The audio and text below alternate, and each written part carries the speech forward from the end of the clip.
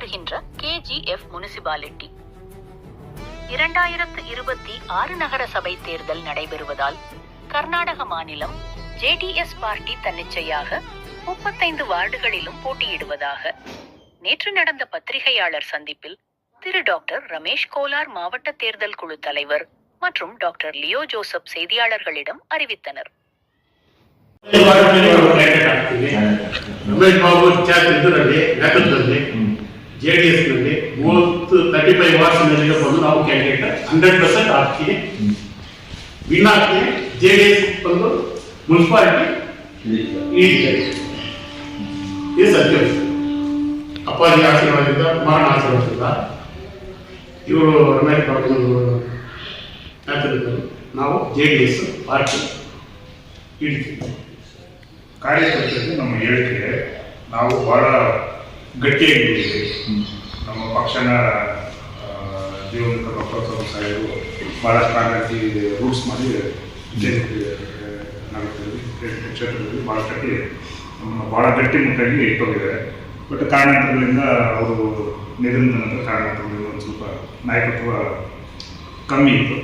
ಈಗೆಲ್ಲ ತಾವೇ ನೋಡ್ತಾ ಇದ್ರಿ, ಎಲ್ಲರೂ ಒಗ್ಗಟ್ಟಾಗಿ ಮತ್ತು ನಮಗೆ ಹಿರಿಯ ಆಶೀರ್ವಾದ ಇದೆ. ಪಕ್ಷ ಕಟ್ಕೊಂಡೋಗಿ ನಾವು ಮುಂದೆ ಎತ್ತಿದೆ. ನಮ್ಮ ಕಾರ್ಯಕ್ರಮದಲ್ಲಿ ಎಲ್ಲರೂ ಒಟ್ಟಾಗಿ ಈ ಮೂಲಕ ಕರೆ ಕೊಡೋದು ಏನಂತಂದರೆ ಎಲ್ಲರೂ ಒಟ್ಟಿಗೆ ಕೂತ್ಕೊಂಡು ನಾವು ಪಕ್ಷ ಕಟ್ಕೊಂಡು ಮುಂದೆ ಅಧಿಕಾರ ಹಿಡಿಬೇಕು. ಮತ್ತು ನಾವು ಈಗಾಗಲೇ ಹೇಳಿದ್ದೇವೆ, ಸ್ಥಳೀಯ ಸಂಸ್ಥೆಗಳಲ್ಲಿ ಮತ್ತು ಗ್ರಾಮ ಪಂಚಾಯತಿ, ತಾಲೂಕು ಪಂಚಾಯತಿ, ಜಿಲ್ಲಾ ಪಂಚಾಯತಿಗಳಲ್ಲಿ ಯಾವುದೇ ರೀತಿಯಾದಂಥ ಅಲಯನ್ಸ್ ಇದ್ದಂಗೆ ಚುನಾವಣೆಗಳು ಮಾಡ್ಕೊಂಡು ಹೋಗಬೇಕು ಅಂತ ಹೇಳಿರೋದ್ರಿಂದ ದಯವಿಟ್ಟು ಎಲ್ಲ ಮುಂದೆ ಬರಬೇಕು. ಎಲ್ಲ 35 ವಾರ್ಡ್ಗಳಲ್ಲೂ ಪಕ್ಷ ಕಟ್ಕೊಂಡು ಮುಂದೆ ಇದು ಮಾಡ್ಕೊಬೇಕು ಅಂತ ಎಲ್ಲರಿಗೂ ಮನವಿ ಮಾಡ್ತೀನಿ. ನಮ್ಮ ಕಾರ್ಯಕರ್ತರು ನಾಳೆ ಗ್ರಾಮ ಪಂಚಾಯತಿ ಚುನಾವಣೆಗೂ ಕೂಡ ಎಲ್ಲ ಗ್ರಾಮಗಳಲ್ಲಿ ಪಂಚಾಯತಿಗಳು ಎಲ್ಲ ಗ್ರಾಮ ಪಂಚಾಯತಿ ನಿಮ್ಮ ಬೆಂಬಲಿತ ಅಭ್ಯರ್ಥಿಗಳು ನಮ್ಮ ಬೆಂಬಲಿತ ಅಭ್ಯರ್ಥಿಗಳು ಎಲ್ಲ ಗ್ರಾಮ ಪಂಚಾಯತಿ, ತಾಲೂಕು ಪಂಚಾಯತಿ, ಜಿಲ್ಲಾ ಪಂಚಾಯತಿಯಲ್ಲಿ ಘೋಷಣೆ ಮಾಡ್ತೀವಿ, ಕಂಟೆಸ್ಟ್ ಮಾಡ್ತೀವಿ. ಸರಿ. ಈಗ BJP JDS ಅಲಯನ್ಸ್ ಇದೆಯಲ್ಲ, ಅದೇನು ಅಲ್ಲ, ಅದಿಲ್ಲ. ಅದು ಸ್ಥಳೀಯ ಸಂಸ್ಥೆ ಚುನಾವಣೆಗಳಲ್ಲಿ BJP ಸಪ್ರೇಟಾಗಿ ಮಾಡುತ್ತೆ, ಸಪ್ರೇಟಾಗಿ ಮಾಡುತ್ತೆ, JDS ನಾಳೆ MLA ಎಲೆಕ್ಷನ್ ಬಂದಾಗ ಅದೆಲ್ಲ ಅಲಯನ್ಸ್ ಅದು ಅಬಾಧಿತ ದೊಡ್ಡ ಹೇಳಿದ್ದಾರೆ. ಅವರು ಹೇಳಿದ್ದಾರೆ, ಈ ಕಡೆನೂ 2 ಕಡೆನೂ ಹೇಳಿದ್ದಾರೆ. ಹಾಂ, ಈ ಕಡೆ ವಿಜೇಂದ್ರನ್ನು ಹೇಳಿದ್ದಾರೆ, ಈ ಕಡೆ ದೇವೇಗೌಡರು ಹೇಳಿದ್ದಾರೆ. ಸ್ಥಳೀಯ ಸಂಸ್ಥೆ ಚುನಾವಣೆಗೆ ಅಂದ್ರೂ ಹೊಂದಾಣಿಕೆ ಇಲ್ಲ, ಮತ್ತು ಏನಿದ್ರು ಸಂಸದ ಮತ್ತು ವಿಧಾನಸಭೆ ಚುನಾವಣೆ ಲೋಕಸಭೆ ಚುನಾವಣೆಯಲ್ಲಿ ಮೈತ್ರಿ ಇರುತ್ತೆ. ಸ್ಥಳೀಯ ಸಂಸ್ಥೆ ಚುನಾವಣೆಯಲ್ಲಿ ಯಾವ ರೀತಿ ಸಂಘಟನೆ ಮಾಡ್ತೀರಿ ಸರ್? ಈಗ ಯಾಕೆಂತಂದ್ರೆ ನೀವು ಕೆಳಗಿಂದ ಎದ್ದೇಳಬೇಕೀಗ. ನೀವು ಕೆಳಗಿಂದ 232 ಬೂತ್ಗಳಲ್ಲಿ ತೊಳೆ ಬೂತ್ ಕಮಿಟಿ ಮಾಡಿದ್ದೀನಿ. ಹೇಳ್ರಿ, ನಾನು ರೆಕಾರ್ಡ್ ಮಾಡ್ಕೊಂಡಿದ್ದೀನಿ. 232 ಬೂತ್ಗಳಲ್ಲಿ ನಂದು ಬೂತ್ ಕಮಿಟಿ ಇದೆ. JDS ಪಕ್ಷದ್ದು ಎಂಟೈರ್ ವಿಧಾನಸಭಾ ಕ್ಷೇತ್ರಕ್ಕೆ ಬೂತ್ ಕಮಿಟಿ ಮೇನ್ ಆಗಿ ಬೂತ್ ಕಮಿಟಿ ಫಾರ್ಮ್ ಮಾಡಿದ್ದೀವಿ. ಈಗ SIR ಅಂದರೆ special intensive revision voter list ಮಾಡ್ತಿದ್ದಾರಲ್ಲ, ಅದಕ್ಕೆ ಬೂತ್ ಲೆವೆಲ್ ಒಬ್ಬೊಬ್ಬರನ್ನ ನೀವು ಆಲ್ರೆಡಿ ಟ್ರೈನಿಂಗ್ ಮಾಡ್ತಿದ್ದೀವಿ. ಅವರಿಗೆ ಸ್ಪೆಷಲ್ ರಿವಿಷನ್ ಬಂದಾಗ, ವಿಶೇಷ ಇದು ಬಂದಾಗ ಯಾವ ರೀತಿ ವೋಟರ್ ಲಿಸ್ಟಲ್ಲಿ ಮಾಡಬೇಕು ಅಂತ ಭಾಳ ಸ್ಟ್ಯಾಂಡರ್ಡ್ ಬೇಸ್ ಆಗಿದ್ದೀವಿ. ಬಟ್ ಏನಪ್ಪ ಅಂದರೆ ನಾವು ಸಾರ್ವಜನಿಕರಿಗೆ ಹೇಳಿಲ್ಲ, ಮಾಹಿತಿ ಕೊಟ್ಟಿಲ್ಲ. ನಾವು ಒಳಗಡೆ ಏನು ಮಾಡಬೇಕು, ಪಕ್ಷದ ಕೆಲಸಗಳನ್ನ ಮಾಡ್ಕೊಂಡು ಹೋಗ್ತೀವಿ. ಎಲ್ಲ 232 ಬೂತ್ಗಳಲ್ಲಿ ನಮ್ಗೆ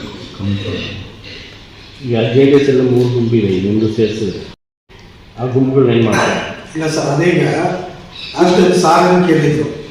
KGFಲ್ಲಿ ಗುಂಪು ಜಾಸ್ತಿ ಕೇಳಿದೆ ಅಂದ್ಬಿಟ್ಟು ಸಾಹೇಬರು ಹೇಳಿದ್ರು, ಕ್ವಶನ್ ಕೇಳಿದ್ರು. ಅದೇ ನಾವು ಒಂದು ಗುಂಪೆ. ಈಗ ನಾವು ಲಾಸ್ಟ್ ಟೈಮು ಒಂದು 20 ದಿವಸಕ್ಕೆ ಮುಂದೆ ಕೋಲಾರ ಹೋಗಿದ್ರು.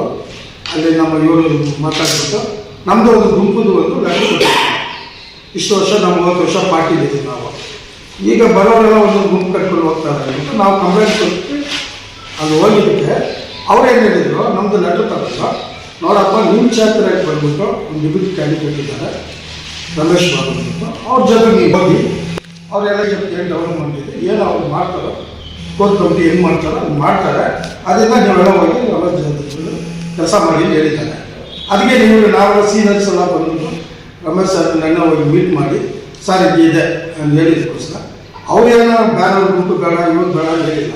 ನಮ್ಮ JDS ಪಕ್ಷ ಬೆಳಿಬೇಕು. ಅದರಿಂದ ಎಲ್ಲರೂ ಒಟ್ಟಿಗೆ ಸೇರೋಣ ಅಂದ್ಬಿಟ್ಟು ಈಗ ನಾವು ಸಾಹೇಬ್ ಕರೆದಿದ್ವಿ, ನೋಡಿ ಸರ್ ಇದು ನಾವು ಡೆವಲಪ್ಮೆಂಟ್ ಮಾಡಿ KJP ಸರಿಯಪ್ಪ ನಾನು ಬರ್ತೀನಿ, ನಾನು ಬಿಟ್ಟು ಇವತ್ತು ಬಂದಿದ್ದಾರೆ, ನಾವೆಲ್ಲ ಡಿಸ್ಕಷನ್ ಮಾಡಿದ್ದೀವಿ, ನಮ್ಮದು ಒಂದು ಇದು ಕೊಟ್ಟಿದ್ದೀವಿ, ನೋಡಿ ಸರ್ ನಾವು ಸೀರಿಯಸ್ಸು, ಇಷ್ಟು ವರ್ಷ ನಾವು ಪಾರ್ಟಿಲಿದ್ವಿ ಅಂದ್ಬಿಟ್ಟು. ಯಾಕಂದರೆ ನಿಮಗೆ ಬಂದು KJP ಎಷ್ಟು ಪಾರ್ಟಿ ಟೀಮ್ಸ್ ಇದ್ದಾರೆ, A team, B team, C team ಹಿಂಗೆ ಹಾಕ್ಬಿಟ್ಟು ಹೋಗ್ತಾ ಇದ್ದಿದೆ. ಆದರೆ election time last time JDS 38,000 vote ಇದ್ದಿತ್ತು, ಇವತ್ತು 1000 ಓಟಿಗೆ ಬಂದ ಕಾರಣ ಏನು ಅಂತ ಎಲ್ಲ ನಿಮ್ಗೆ ಗೊತ್ತು, ಮೀಡಿಯಾ ಗೊತ್ತು. ಮುಂದಿನ ಚುನಾವಣೆಗಳು ಒಳ್ಳೆಯದಾಗಲಿ.